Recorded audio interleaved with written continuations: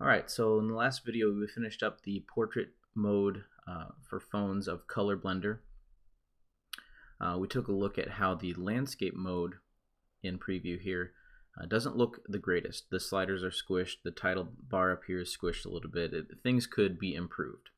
We're going to use size classes in order to make some changes to our UI if it happens to be in a size class that is not what it was built for. It was built for the size class of an iPhone in portrait mode. So let's take a look at what size classes are, which devices and rotations fall into which size classes, and then start modifying our UI a little bit. So before we get started, let's talk about exactly what size classes are. If you look down here in the middle bottom of your storyboard, you'll see an any. So that's a W and an H for width any and height any. And you notice if you click on it, you'll see that 4 of these little boxes are highlighted, and you can see the word any all the way up at the top, and down at the bottom it says base values for all layouts. Now this is important because anything that you add or manipulate or change as far as UI goes and constraints, anything that you do in storyboard while in any mode will show up on any device with any layout. So it shows up on iPad, shows up on iPad landscape, shows up on the phone, shows up on phone landscape, shows up on everything or anything. Okay, let's close these up. Now, I recommend you always start off building a UI on any if you're making a universal app. If your app is going to run on iPhones in both portrait and landscape, and it's going to run on iPads, you should build your base UI in any. We saw that this UI doesn't look the best in landscape. We're going to fix that. We're going to check to see if we are in the landscape mode and then make some modifications to the UI if we are. We're going to do all of those while leaving the portrait mode layout completely alone. Okay, so let's look at our size classes a little bit more and talk about some more. Let's just look at some of these size classes in the list. So here, just one square highlighted, we have compact width, compact height, and down at the bottom it says final values for 3.5 inch, 4 inch, and 4.7 inch iPhones in landscape mode. Okay. Now if we come all the way across here, we see regular width, compact height. Because we came all the way across, we have all of the width and still just one bar, so compact height. You see at the bottom it says for 5.5 inch iPhones in landscape mode. So if you wanted to modify your UI so that something only showed up a certain way for the iPhone 6 Plus 5.5 inch phones, you would use regular width, compact height, because that is the only device that is affected by that size class. And the size class itself will be calling by their sizes, which would be regular, compact in this case. If you wanted to modify something for all of the iPhones except for the iPhone 6 Plus in landscape, you would use compact. Down at the bottom you can see the 5.5 inch iPhone is not listed. Now if you wanted to change something for all iPhones, both these 3 here and the iPhone 5.5 inch, you would use compact any. And that's what we have here. It just says compact height at the top, but if you click it, you see it'll change, any compact. So any width, compact height. And what that is, it says at the bottom, for all compact height layouts, for instance, iPhones in landscape mode. So what you're saying is I want anything with a compact height, but I don't care what the width is. iPhone 6 Pluses, or the 5.5 inch iPhone, are so large when you're holding them in landscape mode. They're so large in the width that they decided that it should be considered a regular width. It has its own unique size for phones at the moment. We might see more devices in the future. The rest of the phones fall into the compact, saying it's a small screen, basically. If you highlight all of the screens, you can see it says regular width, regular height, and in the bottom it says for iPads in both portrait and landscape. So regular will affect iPads no matter which rotation that iPad is. If you want to have a different UI based on iPad rotation, which isn't done a lot, you can manipulate the underpinnings of the size class constructs so that you can make your own size classes, basically. You can make a device fit into a size class that it's not normally supposed to be in.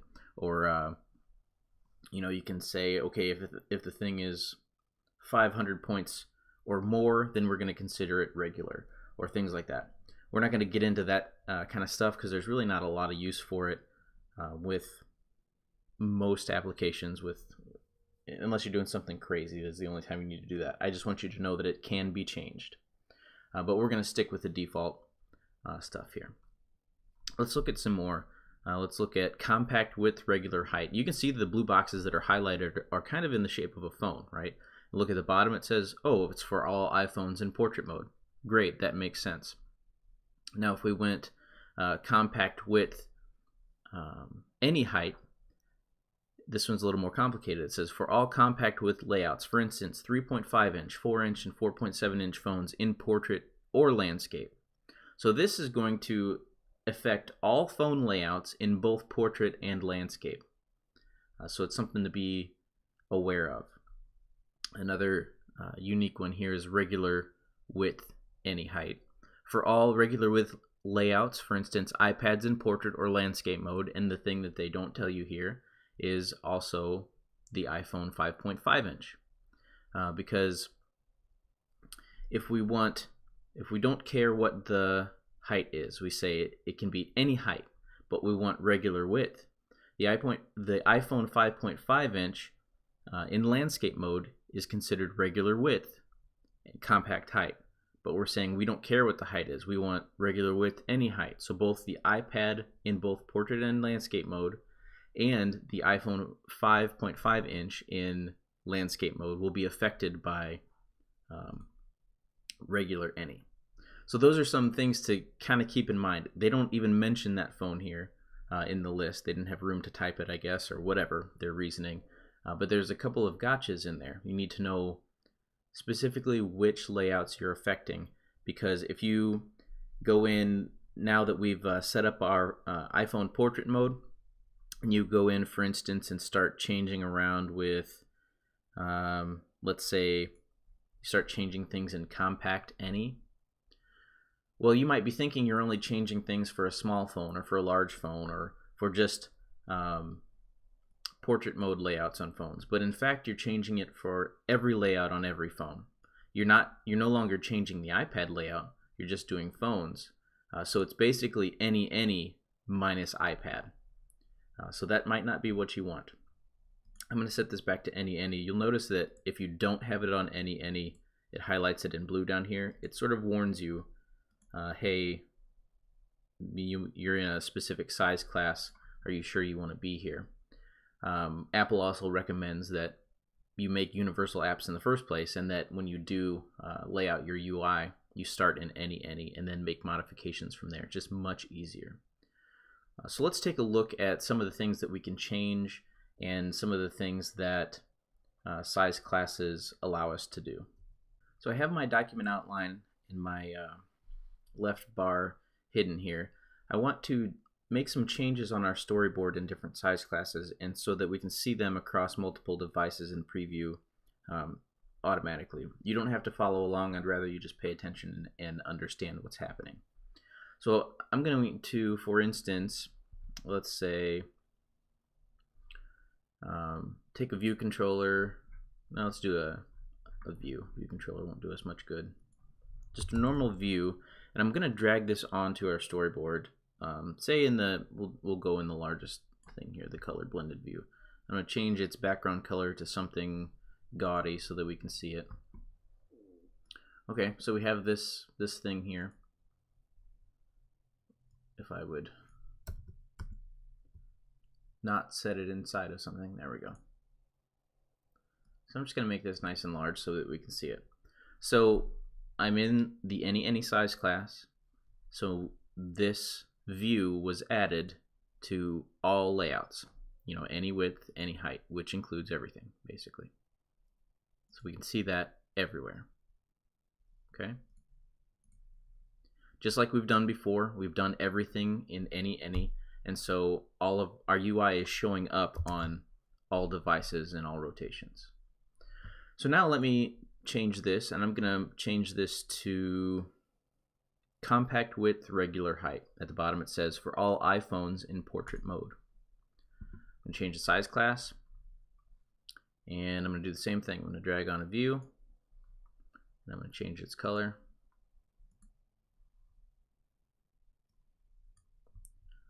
So what's different? It's actually, we lost our 4.7-inch phone. It's actually showing up on everything except for the iPad, because the size class specifically said, there we go, because the size class specifically says iPhones in portrait mode. So we added new UI elements. We added something to the document outline. There's this entirely new view that's here. There we go. But it doesn't show up on iPads. Does it show up on iPhone landscape? No, it's not there. It's not that the view is hidden or that it just can't be seen because of lack of constraints or anything like that. That's not the case. What's happening is this view is uninstalled for certain size classes. It's not installed. Those size classes include iPad layouts and phone landscape layouts. Now with this view selected with my attributes editor open, I can come down here and I can see which size classes this thing is installed for. If I decide, oh, you know what, I really wanted this installed on all of the size classes, I'll just go ahead and do that right there. And you can see it pops into the rest of the size classes. Now, for instance, or say I wanted to not have it on iPhone portrait modes, I just wanted it on iPhone landscape modes. Well, I don't want it installed on everything, so I'll take that away. You see those two will go away. And I don't want it installed on portrait mode, so that's compact regular, CR. So I'll uninstall it there. Right here from the attributes editor of that specific view that I still have selected, I can add a new size class specification, and I can say if I only want it on iPhone, only the iPhone 5.5-inch landscape mode. Well, we know that one is regular width, compact height. It's the only device that falls into that category. So I can choose that one. It adds it here, but it doesn't check it automatically. I'll say regular width, compact height. Yes, I want you installed on iPhone 6 Pluses. So there we have it on the iPhone 6 Plus. Let me get rid of the iPad there for a second. If we go to our 4.7-inch iPhone and set him to landscape, the view is not there. It's only installed. Now I can't select it because my document outline is gone. But it's only installed on, there we go, on this specific size class. And this specific size class only affects the iPhone 6 in landscape mode. So no matter what you're doing, if you're adding something, deleting something, I shouldn't say deleting, adding something or taking something away from your UI, or changing something in your UI, that will change for just those size classes, as long as you're dealing with a list like this. Okay, there's another place that a list like this exists. Let me get rid of this view here. Go back to any. Let me select something random. How about the title label? We'll go to the size inspector of the title label here. So we have these constraints for the label that is attaching this label to the edges of the view that it's contained within, with zero padding or zero margins. I should say padding. Margins is a different thing. If I were to go into, say, compact width, regular height, the one that's only for iPhones in portrait mode, now we're going to go into here and edit this constraint to something. Say I'll edit the constant to 200. So that shoves him way over to the side there, okay? Now if I double click inside the constraint, you can see that it's added a new constant for that specific size class.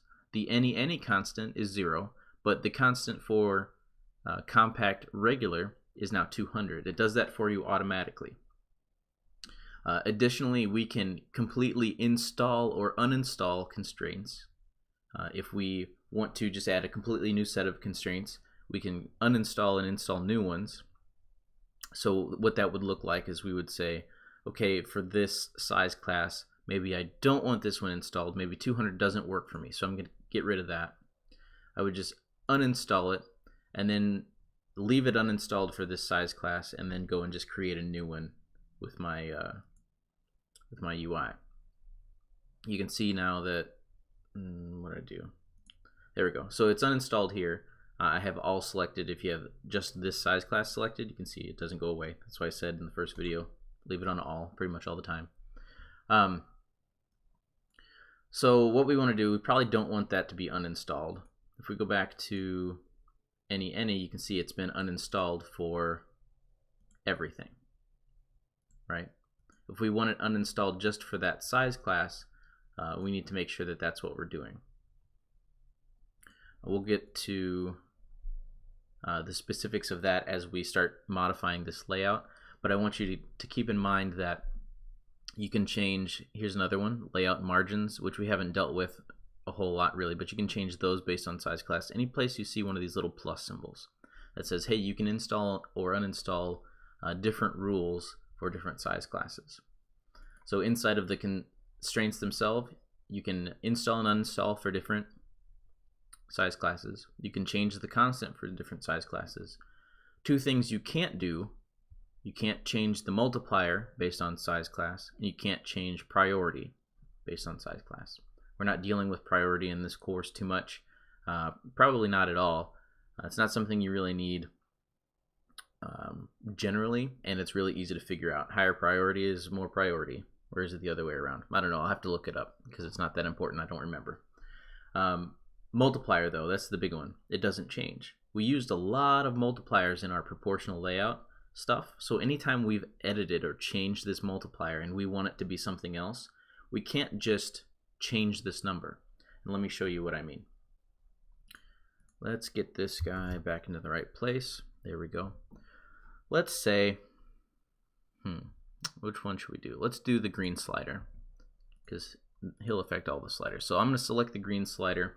Now I'm going to find the proportional width to super view. This is the constraint that we're going to change. I'm going to say maybe for the iPhone 5.5 inch in landscape mode, I want this, instead of being 90% across the screen, I only want it to be 50%, so it's much shorter, just for whatever reason. We're going to change it back when we're done. So what I did is I changed my size class to regular compact, which is the one that affects just the iPhone 6 Plus. I selected the green slider. I'm going to go into this proportional width, and I'm going to say, I don't want 90%, I want 50%. There we go. Well, now there's a problem. And this is why I tell you to keep your previews open as you work. I have changed a constraint while in regular compact, and I'm assuming that any changes that I make here only change this size class. But that is not true. As you can see here with the iPhone 4-inch portrait mode, it's changed those to 50% as well. And the reason is, like we were just mentioning, where did it go here? The reason is that the multiplier doesn't have the ability to change based on size class. So when I changed this multiplier, I changed it for all size classes. Got to be very careful with that.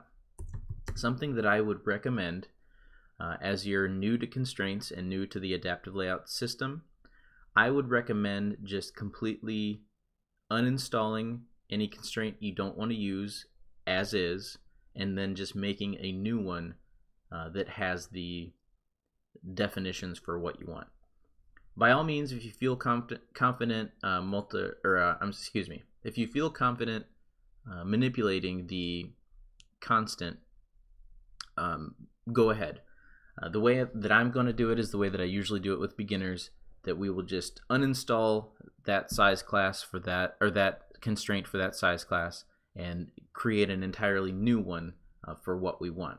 Because just like when I drug the view on, when you make a constraint inside of a certain size class, that constraint is by default only installed on that size class. You can always come into the size inspector and change that around, but if I were to create a constraint in regular compact, it would only be installed in regular compact. It wouldn't be installed in any or anything that is, or any other size class. Now, just because it's not installed in any other size class doesn't mean it doesn't affect other devices. And what I mean is, think with me for a second. If I were to go to compact width, regular, or say compact width any height, I have it highlighted. So it affects layouts with 3.5 inch, 4 inch, 4.7 inch, both portrait and landscape. Okay. If I set something up in this size class, and then I decided, oh, you know what, for landscape mode phones, I want this other thing to happen. And so I go to this one here, which I know will affect all iPhones in landscape mode, both the large one and the small ones. And I set some stuff up here. Well, whatever I do here is going to affect over here, and whatever I do over here is going to affect over here. Even though those things won't be installed for that specific size class, if I create new views or create new constraints or set different things, those things will only be installed in the compact width any height size class, but they will affect the layout in the compact height regular width layout. That is a bit ambiguous, I know. It's a lot to kind of digest. I always say that I feel like this system was built by a designer because it's not, it doesn't have very strict, specific, clear rules like programming usually does. This is kind of it's a little bit lacking in explanation, I think. But once we start using it, I think it'll become a little bit more clear. The main thing, keep an eye on your previews. Make sure that you're manipulating things and installing and uninstalling them in the correct size classes. And make sure that you're targeting the right set of size classes. All of these things, including the original layout of the UI, are things that you should plan out before you ever open Xcode. I think I mentioned it in a previous video, but that is it's not an optional step anymore with layout design in iOS anyway. There's too much to do. You have to have some sort of plan going in if you want to execute it in any sort of reasonable way. Okay, but let's move on. I think at this point we're ready to start changing our application a little bit. I'm going to undo all the changes I just made so that I'm starting with the same project that you guys are starting with, and then we will change this up for landscape phone size classes. Okay, I've undone all that, and I've changed the preview here to only show the 4.7 inch iPhone, but two of them, one landscape, one portrait. I'm going to keep this up just so that I make sure that I'm not screwing up the portrait mode as I'm messing around with trying to fix the landscape mode. Okay, I have a screenshot pulled up here of what we are targeting. So now we have the, there we go. Now we have the blended color views over here by themselves. This whole view has moved over here, this whole background view. We don't have to do anything at all to these guys. They'll stay just perfectly happy if we move their parent view around. Part of the reason that this UI was designed that way. We're going to add this view, an entirely new view, in landscape size classes, and move our first and second colors over to here, and then our controls view is going to move over to here. And we haven't done anything to the sliders either, we've just moved its parent. Same thing for the first and second colors. Also notice that the title bar is gone. So there's one more thing. So let's start with the easiest thing and get rid of the title bar. I think that's going to be the easiest thing to do. All right, so let's go back over and let's say we want to affect only landscape mode phones, right? We're not going to do the iPad right now. We're doing just landscape mode phones. So we need to pick our size class. So we're going to leave our base layout in any, and we're just going to create some overrides for specific size classes, namely the any compact. We want for all compact height layouts, for instance, phones and landscape, and that'll take both the smaller phones and the larger phone, because we're saying any, which means all. So any compact is the size class that we're going to be editing today. Now the first thing we want to do is get rid of the title bar. So there's some things we're going to need to do here. Let's start by finding the title view, and we'll do this the long way. With the title view selected, the view itself, we're going to go to its attributes editor. We're going to go down to the install list down here, and we're on any compact size class.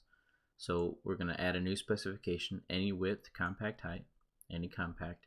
We're going to uninstall by unchecking the box for this size class. So we have removed this view from this size class. And you notice something funky is going on over here with our landscape view, because now all of these constraints are red. The colors parent view doesn't know what to do with itself, because the colors parent view has a constraint to the title view, which is no longer there. The top of this view went to the bottom of title view, and since it's not there anymore, it doesn't know what the heck to do. So before we fix that problem, we have another problem that could arise in the future. So we've uninstalled title view. We can double check by checking the attributes editor. Yep, uninstalled title view. However, there's a lot of things under title view. There's a label here, which is still installed. There's some constraints here, which are still installed. And on top of that, there are constraints. If we select the title view itself and go to the size inspector of title view, there are both sibling and ancestor constraints and descendant constraints. These constraints here are the descendant constraints, the things that are contained within side of this. So they're all of the constraints that affect the label. The ancestor and sibling constraints are all listed on this big list out here at the same level as the title view. Don't really need to worry about that specifically. You'll get used to how it works the more you work with this. But see, there's only 4 here. That's these 4 down here. So if we were to just uninstall things here from the document outline, we would miss these sibling and ancestor constraints, and that would cause us problems later on when we went and tried to fix it. So this is what we need to do. Title view selected. He's uninstalled in this size class. We need to make sure that all of these constraints that affect him are uninstalled as well. So I'm going to select all of them, just holding down Shift, selecting all of them, and I'm going to hit delete. And they gray out, and you'll be able to see them grayed out if you have all selected. So not if you have this size class selected, they'll just go away. So make sure you leave it on all. So we still need to make sure that all of the subviews of the view that we want uninstalled are also uninstalled. So the label specifically of the title view will go to its attribute editor. We can see that it is only installed for everything. So let's add a new specification for any compact. And we're going to uncheck that as well. Okay, so we've uninstalled the title view, the label inside of it, and all of the title view's constraints, not just the descendant constraints, all of the constraints that reference the title view. Lastly, we need to fix our colors parent view. You can see it's kind of disappeared here in the preview. That's because we've uninstalled this top space constraint to title view, and we uninstalled that when we turned everything in title view off. So those two items shared the same constraint. They were constrained together with this one, but it is now turned off in this size class. So colors parent view needs a new top constraint. It doesn't have one anymore. So we're going to want to constrain this all the way to the top of the view probably. Go ahead and use our pin menu. We want to go no margins, top of the view, and we're probably going to want to stick with our 3-point margins. Add that constraint, update. There we go. You can see our preview looks like it's getting there. Looks a little bit nicer. Our storyboard is all up to date. So we have completely removed the title bar from the landscape mode. You can see the title bar is still in the portrait mode. We haven't messed with this layout at all. We haven't messed with this size class. We have just uninstalled the title bar, its constraints, and any of its child views and constraints from this particular size class, which is AnyCompact. Okay, now we're going to move on from here. We're going to move a little quicker from this point. We're going to get our UI looking more like the example UI right here. Okay, now at this point we have everything here that we want to be, except for the view that we're going to add. So we're not taking anything else away. But we do have some constraints that we don't want. Remembering that this is what our final product looks like. We want to move this colors parent view over a little bit. We want to move the colors or the controls and the first and second color views or chosen color views over to the other side a little bit. So we're going to have to break some constraints. And in doing this, our UI is going to be kind of just messed up for the next couple of steps. This is where having some forethought and planning will save you a lot of headache in the future. So what I'm planning to do is I'm going to break the trailing constraint on the colors parent view. I'm going to break the leading constraint on the controls view. I don't remember if there's a leading constraint on chosen colors view or not. There is. So I'm going to break that constraint as well. And then we're going to kind of position things piece by piece where they would go. And then we will add this info view after that's all done. So we're going to move this one over first, then move this one over, and move this one over and kind of attach them to each other rather than to the sides of the view. Okay, so first with the colors parent view, I'm going to find the trailing space to super view. I'm going to highlight that, just hit delete. Once it catches up here, you can see that it just, Xcode's having a hard time. There we go. You can see that it just changed that constraint to be uninstalled by hitting delete over here. So colors parent view no longer has a trailing constraint. So let's move him out of the way here.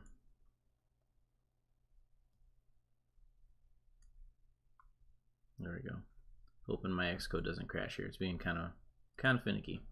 All right, let's do controls view. We're going to get rid of its leading space to super view because we want to break this side's constraint. So we're going to select that one, hit delete.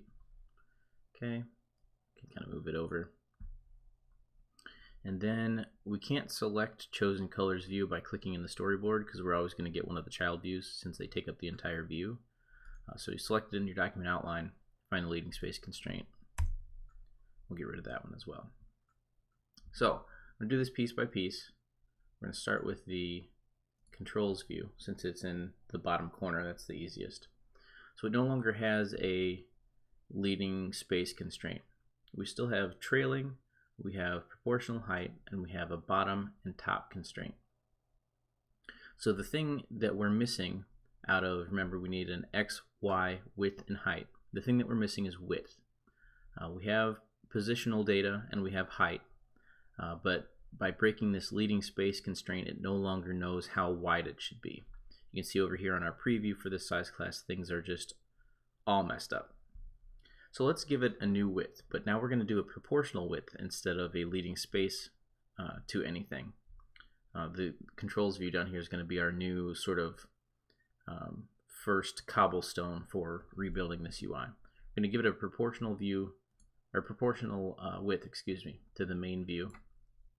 So we'll start with equal width. We'll go in and change it, make sure the correct one is second. And I think we're going to try 40%, see what that looks like. And that looks like it's about, right. Okay. Then we are going to quickly take the chosen colors view, and instead of setting a proportional width on it of 40%, or setting a leading space constraint at some point or whatever, we want it to be the same width as the controls view. So when you want something to be the same width, that's really easy. You just set an equal width. So we'll drag from the chosen colors view to the controls view in the document outline, choose equal width, and we'll just actually leave that to completely equal width. You can see it's starting to rebuild itself over here in the preview. Now, one more thing for controls view, there's not enough room for the sliders. You can see here on our preview, if I zoom in a little bit, the controls view is not going very high up the height. You can see over here that in this example it is. It's not quite halfway. This in fact might be 40% high as well. So let's try that first and see. Now this is one of those times where you might be tempted to go to the controls view, see, okay, there is a proportional height already. Let me just go ahead and change that 25% to 40%. But that's a mistake. Remember, if I change this multiplier, it's going to change it not only for this size class, but for other size classes. Let me demonstrate. If I wanted to change this to 40, watch both previews when I do that. It changed it to 40 in the other size class as well, because multiplier doesn't have any sort of specifications for per size class measurements. So let's change that back to 25% so our main UI is fine. So in a case like this where you can't adjust the constraint, we need to just get rid of the constraint or uninstall it. So I'm going to select it, hit delete, and uninstall that constraint. We will give it a new proportional height to the main view. And we will set this one to 40%. You can see this constraint is only set or only installed in AnyCompact. It's not installed in any other or in any other size class currently. You can see over here in our preview things are looking correct. And if we take a look at controls view, you can see down here the two that we've uninstalled, the proportional height to super view of 25% is untouched. It's still turned on for the size classes that it needs to be turned on for. And it's turned off for this size class because we want it to be different. We can't change the multiplier. We have to create a new one if we're going to be using the multiplier. So this is how this is the basics of how you create a UI one time in any for a universal application for all device sizes and rotations. We created our UI once, and now we're just going in and sort of tweaking a couple rules here or there to make things look a little bit different. You can see we got both of these things in place by changing basically three things. We didn't have to rebuild everything. We didn't have to have a new set of sliders, a new set of views, a new set of all that stuff.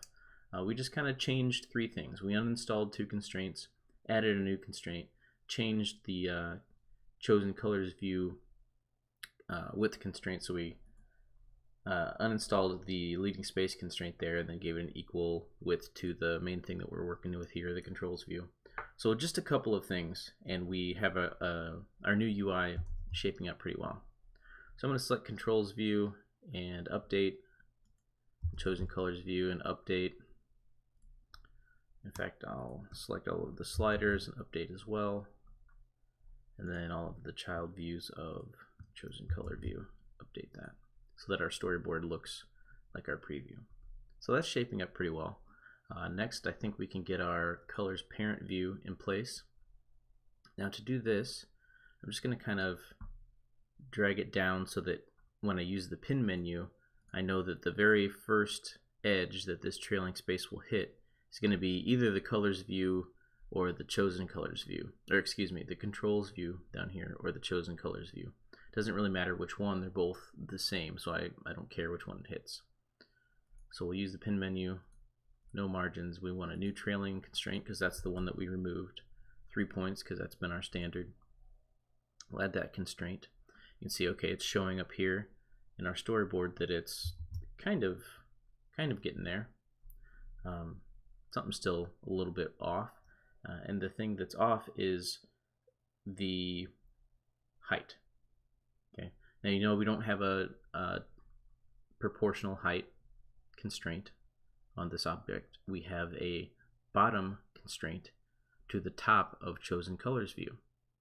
Well, that is not really going to work for us because we want the bottom of this chosen colors view, or the colors parent view, excuse me. I changed the names on them and it's throwing me off. The chosen colors view is over here. So for the colors parent view, we want it to go all the way to the bottom of the main view. So this bottom space constraint to the top of chosen colors is not what we want. We're going to uninstall that. And now I'm just going to make sure that it's positioned in kind of the right spot here. Should go ahead and hit the bottom. Make sure you got it selected. Colors parent view, go to the pin menu. So I'm going to add a new constraint to the bottom. Margins turned off, 3 points. Make sure that I don't overwrite it on accident. Then add that one there. Okay, so we removed the bottom space to chosen colors view constraint, and we added a new constraint that is the bottom space to the bottom of the view. So exact same concept. We're just kind of adjusting our rules, and if a rule doesn't work for us, then we're uninstalling that rule and adding a new one to do what we want in this particular size class. There's no way to tell a single constraint, hey, you're targeting this item instead of this item when you're in a different size class. So we just uninstall that constraint and create the new one that we want. So all of our blended color views are not in order just yet, so I'm going to select all of them and update, and those should kind of go in order. So you can see there, that didn't take us very long at all, and we already are ready to put in the new view. We've already adjusted everything. It took us much less time than it did to build the UI in the first place, and we only have one set of everything over here in the document outline. We only have one storyboard. We've saved ourselves a lot of time, and we've done what is basically a custom layout for 2 different size classes at this point. And not only 2 different size classes, but we know that everything will work and look correct on all device sizes. Because if you don't use auto layout constraints and you build for an iPhone 4.7 inch, it's not going to look right on a 5.5 inch iPhone, even in portrait mode. In the same rotation, it's still not going to look correct. So this overall saves us a lot of time if you're building for more than, I'd say more than 2 layout types. If you're doing just 2 layout types and they're going to be very specific to each other, it's hit or miss. It's kind of 6 of one, half dozen of the other. But auto layout is very, very quick and useful for more than 2. Okay, I've updated our screenshot here a little bit. We're going to install the info view now.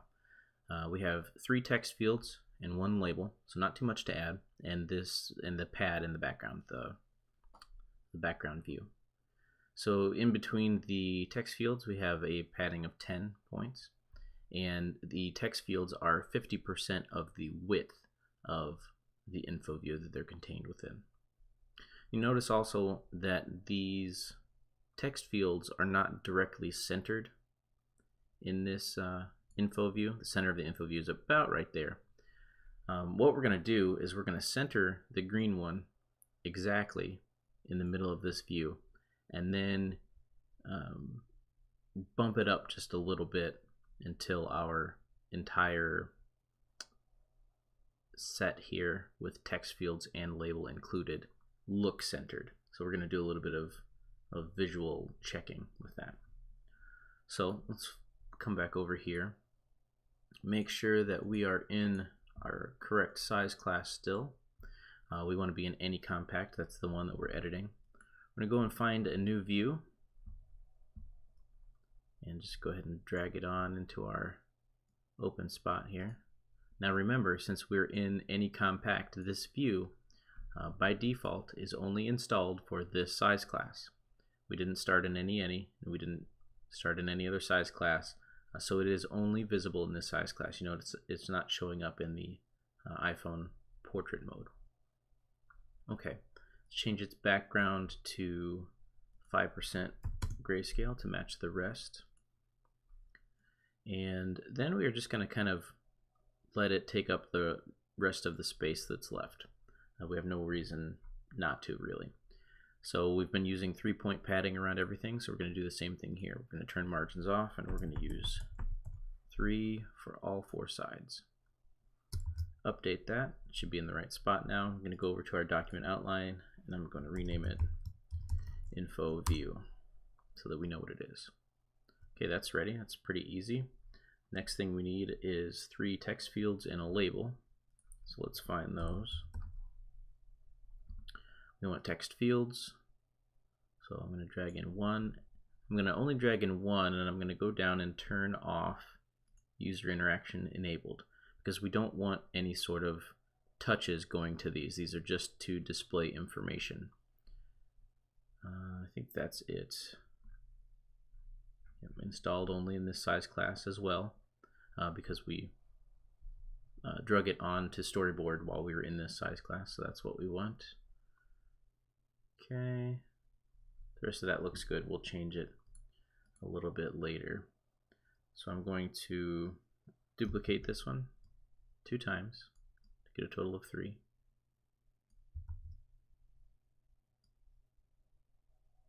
Okay, there we go. And then find a label. Drag this on in the center as well. Okay, so we have the elements that we need. Let's go ahead and name these and give them a correct color. So this is going to be red text field. The middle one is going to be the green text field. The bottom one is going to be the blue text field.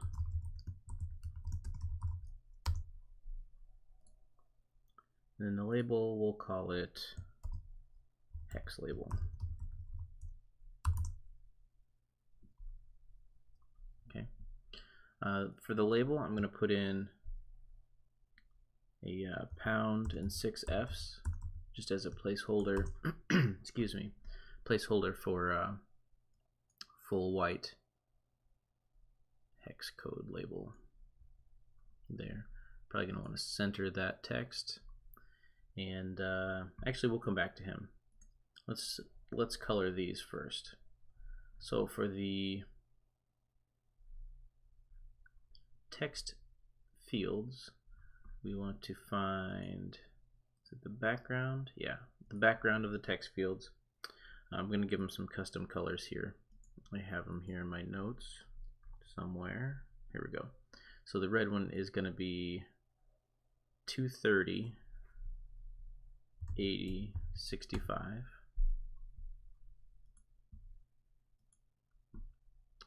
And the blue one, or the green one, excuse me, is going to be 65,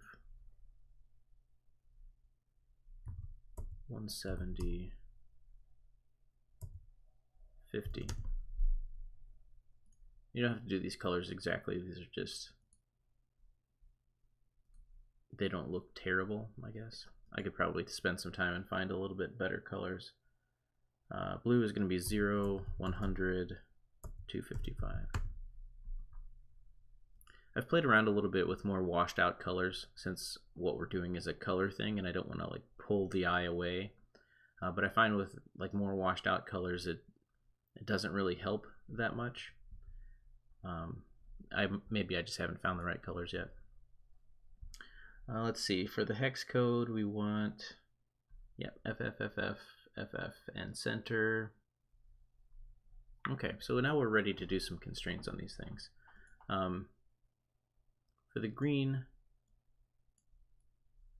text field, come on,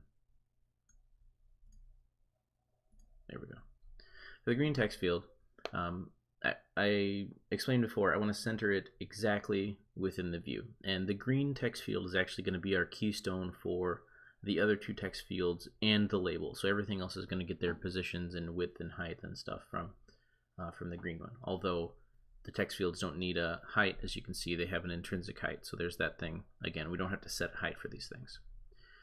But I do want to center it, so I'm going to come off with my context drag tool at a 45-degree angle, hold down shift, and I want to center horizontally and vertically.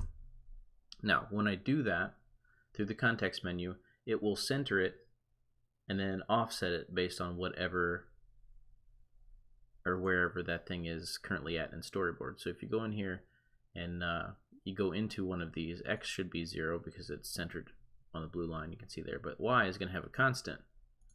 Make a liar out of me. Oh, it didn't. It centered it exactly in the preview here. See, I should be paying attention to my preview.